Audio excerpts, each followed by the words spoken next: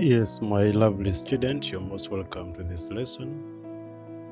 Today, we are starting off with our submodule 2, and that is the binomial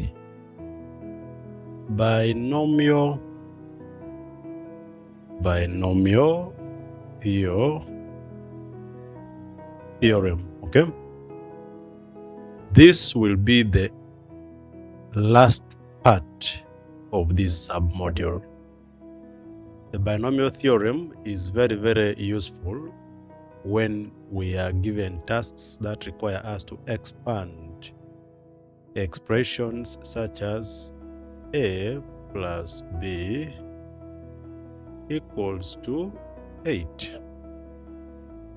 Okay, now if you look at this kind of expansion, it has so many terms, so many terms. And if we use the conventional approaches, if you recall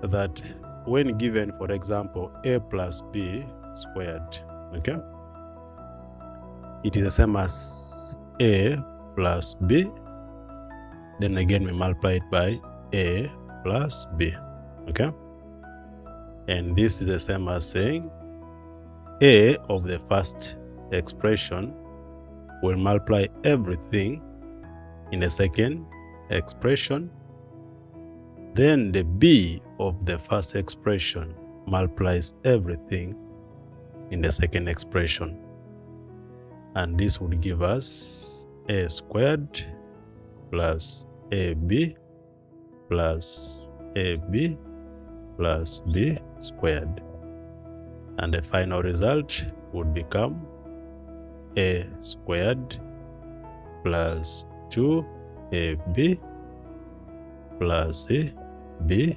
squared. Okay? This is pretty easy to handle when the power, this 2 here, is a smaller number. It's always very easy to expand. But a scenario where you are given to expand a bigger what? A bigger bracket. For example, a plus b to power 8. Just imagine having 8 of these brackets, 8 of them. Imagine having 8 of these brackets. Okay, telling you it becomes very, very challenging and cumbersome to do what? To expand. Just imagine having a plus b, a plus b, a plus b, a plus b. Those are how many? 4. We still have more 4 to go. A plus b 5, a plus b 6, a plus b. This is 1, 2, 3, 4, 5, 6, 7, and lastly a plus b. Just imagine that.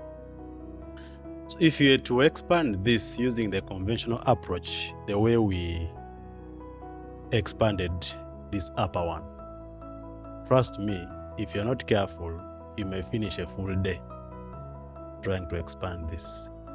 So this is where this concept of binomial theorem comes. The binomial theorem is a mathematical method which will help us to expand this type of expressions with ease, without so much labor, without so much trouble. Okay, that is what we are supposed to do. But we shall be able to see this at a later time. Before I give you the binomial theorem, I want us to first look at other techniques of expansion. Okay, other techniques of expansion, techniques that we are going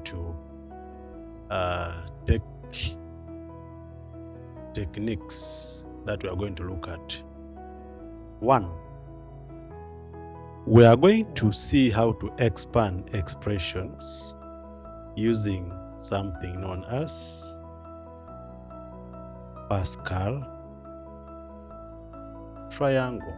Pascal triangle is much easier compared to the conventional technique that we saw when we're expanding a plus b to the power of 2. Okay?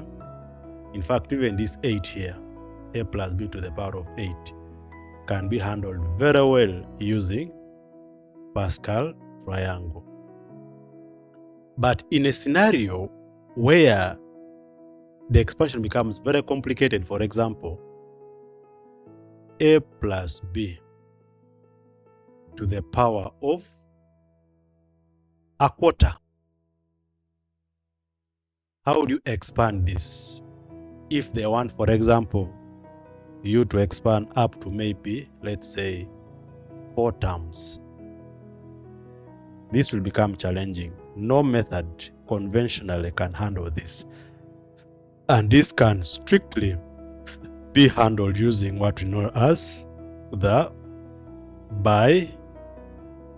This can strictly be handled using what we know as the binomial theorem. Okay, that's why I told you earlier on that we shall be handling the binomial theorem at a later time. All the powers of the expansion, which are integers, we are going to use the Pascal triangle. And we should be able to now look at Pascal triangle. What is Pascal triangle? And how do we use it in expansions of expressions, such as how do we use Pascal's triangle to expand expressions such as a plus b to the power of 0, a plus b to the power of 1. What is the result? A plus b squared. Of course, we have seen it already. I know you know it. A plus b to the power of 3. What is the result? Okay. We shall also use Pascal's triangle to expand expressions such as a plus b to the power of 4, a plus b to the power of 5, even a plus b to the power of 8. Name them. Okay. Here we are going to mostly use Pascal's triangle. In 1665, there was a French mathematician called Blaise Pascal. He's the one who introduced this method of expansion of algebraic expressions. Blaise Pascal took time. He expanded these things conventionally. He did it. He took his time. He expanded these expressions conventionally using the other method we saw. Then after studying this for some time, he realized a pattern. Okay? He realized a pattern. And when he arranged this pattern, the pattern came to be known as Pascal's triangle. Now the pattern is quite interesting, and we are going to see it in our next lesson. I thank you so much for starting up with this sub-module. Let us meet in lesson 2, where we shall be starting off with Pascal's triangle. Thank you so much. Let's meet.